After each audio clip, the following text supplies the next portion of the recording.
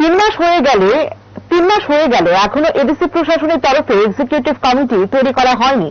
এজন্য কি সুপ্রিম কোর্টে যেতে হবে? মঙ্গলবার সাংবাদিক সম্মেলনের মাধ্যমে এরকম প্রশ্ন রাখেন ত্রিপুরা উপজাতি গণমুক্তি পরিষদের কেন্দ্রীয় কমিটির অন্যতম নেতা রাধাচরণ দেববর্মা। তিনি বলেন, বিভিন্ন কারণে এডিসি এলাকার উন্নয়ন ব্যাহত হচ্ছে। তিনি বলেন, জীবজন্তু সম্পর্কিত ব্যবসা ক্ষেত্রে ক্ষতিগ্রস্ত হচ্ছে উদ্যোগীরা। তারা বিভিন্ন ধরনের সহযোগিতা এডিসি প্রশাসনের তরফ থেকে পাচ্ছে না।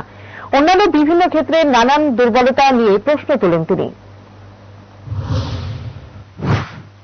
পূর্ণাঙ্গ এক্সিকিউটিভ কমিটি গঠন করা হয়নি।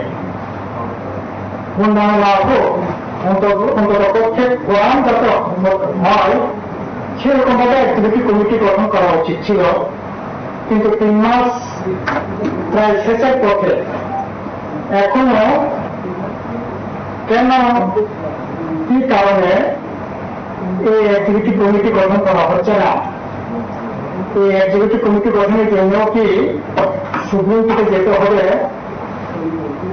আসলে আমাদের জানা নাই।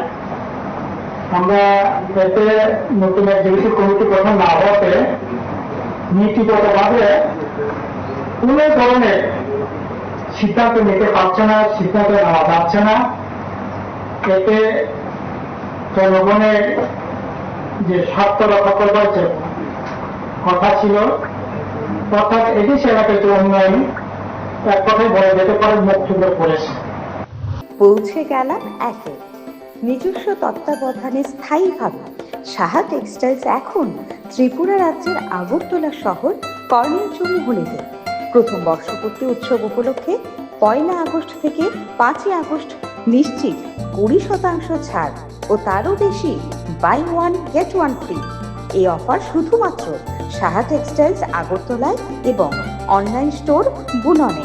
এখানে পাবেন sari, ladies wear, men's shirt, panjabi, hosiery, bedsheet, bed cover, blouse স্টুডিওর সম্ভার ছাড়াও পাবেন সাহা টেক্সটাইলসের নিজস্ব তত্ত্বাবধানে প্রস্তুত দেশ, রবি, অরণ্য, বুনন, নোয়াখালী জামদানি, কুটির শিল্প উদ্যোগ সহ মঙ্গল বেনারসি, রাজঘরানা বেনারসি, রামনগর বেনারসি সম্ভার বিশেষ ছাড়ে।